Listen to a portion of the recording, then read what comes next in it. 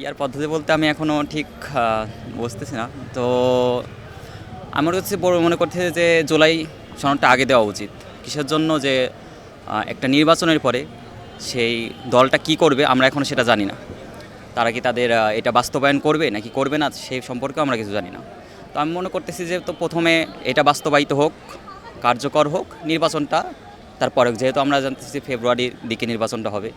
তো যেখানে এখানে ডাকসু নির্বাচনটা হয়ে গেছে মাঝখানে, যে জুলাই জিনিসটা কি যে একটা বছর অলরেডি আমরা পার করে ফেলেছি, কিন্তু সনদটা কিন্তু বাস্তবায়িত হয়নি।